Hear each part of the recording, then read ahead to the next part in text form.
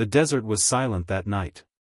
The wind moved softly through the dunes, as if afraid to wake the ghosts of memory. For years, my heart had ruled a quiet kingdom. A place of shadows, where every breath was a prayer. And every prayer, unanswered. I had known love once. Not the kind that fades when the stars dim, but the kind that leaves its name written on your bones. Her absence had built walls around my soul, and I had called those walls strength. But in truth, they were sorrow disguised as power. I ruled my world with steady hands, but empty eyes. The falcon soared, the horses thundered. The cities bowed in golden light. And yet, my throne felt cold. The crown I wore was not heavy from jewels, but from memories that refused to fade. Then, she came. Not with noise or glory, but with quiet steps that sounded like dawn. She didn't enter my world like a storm. She entered like a whisper that softened every storm I carried. Her gaze met mine. And for the first time in years, the silence inside me broke. She spoke to my guards, to the servants, to the gardens that had forgotten how to bloom. And somehow, even the air began to change. The roses lifted their heads. The fountains, long still, began to sing again. It was as if life itself had been waiting for her permission to return. I didn't call her a queen at first.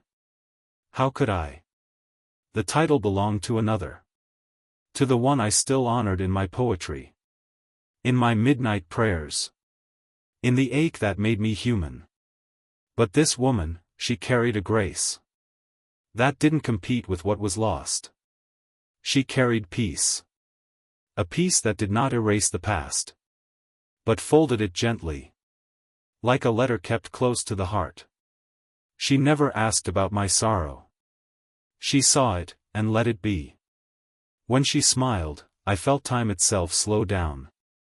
As if the universe wanted me to notice that even after storms, the desert still knows how to bloom. One night, as we stood beneath a crescent moon, she said softly, "You do not have to speak your grief. It already speaks through your eyes.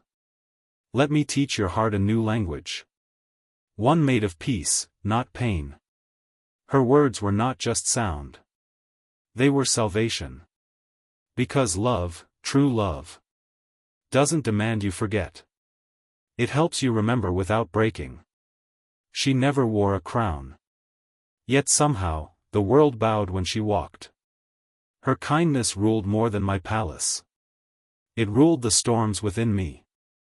And so, without ceremony or decree, I began to call her what she already was. The new queen of my quiet kingdom. The poets in the court began to notice the change. They said, "His words have grown softer, his eyes brighter. He no longer writes for the dead, he writes for the living." And they were right. Because where once I wrote elegies, I now wrote beginnings. Every night, I would take my pen and write her name across the moonlight, watching how it gleamed in silver grace. Every verse was a surrender. Not to loss, but to life again. When I rode across the dunes, she would wait.